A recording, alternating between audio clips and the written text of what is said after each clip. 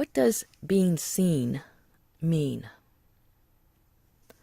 I haven't yet talked with Catherine about all of this, and as each day passes, my enthusiasm for the plan to tell her wanes a bit, and fear moves in to fill the space where enthusiasm and confidence once lived.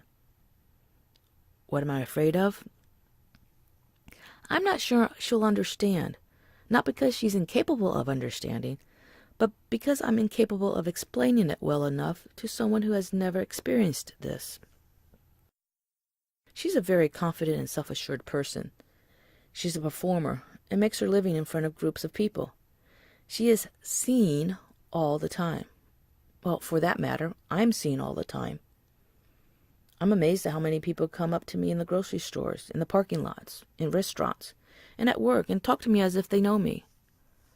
Obviously, I'm being seen, whether I realize it or not. But what me do people take the time to see? A friend of mine mentioned a conversation she had with her boyfriend.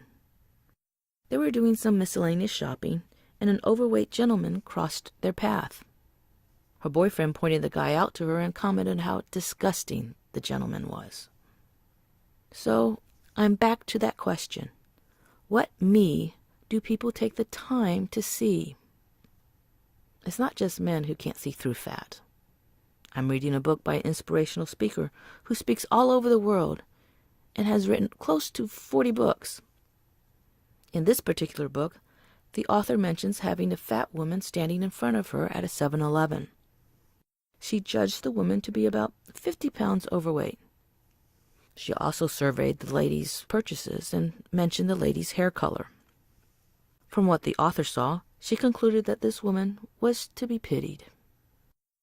She decided that this woman was miserable with her choices in life and needed some divine intervention to get the woman on the right track. So she said a prayer for this stranger. She never mentioned that she attempted to interact with this person. She didn't mention that she spoke to the woman, or looked into the woman's eyes, or the woman's face.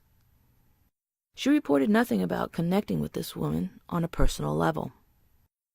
And you know what? It's not that hard to reach out to a stranger. Sometimes it's even easier to talk to a stranger than it is to someone close to you. For example, whenever I'm at a restaurant or a store and I see people with interesting haircuts or tattoos, I'll appreciate the artwork and ask about how the concepts were developed. It never fails. Their faces light up like I'd given them a special gift, a chance to share a bit of themselves and to be seen in a positive light for who they are. But this author didn't do that. She didn't extend herself. Instead, she just stood behind and judged from her vantage point. I wonder, did she leave the 7-Eleven with a feeling of superiority, as the goddess she felt herself to be? So, I'm back to that question.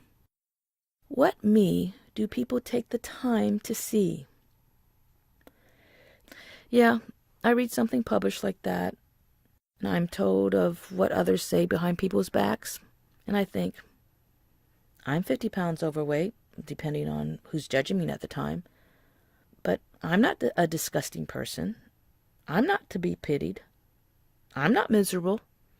In fact, I'm a pretty happy person, happier than most. Would I like to eliminate fears and insecurities in my life and be happier? Yes, but as I am now, I'm not miserable or disgusting or to be pitied. But this fact goes unnoticed. People don't take the time to see. It's easier to judge from afar. This type of disrespect and thoughtlessness is sprayed over a multitude of people who are different and fall outside the range that society declares to be normal. This type of treatment doesn't contain itself to overweight individuals. This lack of respect flows over to people with tattoos, body piercing, different hair colors or hairstyles, different lifestyles, different sexual preferences, and the list goes on. And we wonder why so many people question their self-confidence and self-worth. We wonder why we carry insecurities and fears with us. We wonder why we build defensive mechanisms and barriers to protect ourselves. We wonder why bullying and abuse run rampant. and why people would rather commit suicide than fight back. We wonder why.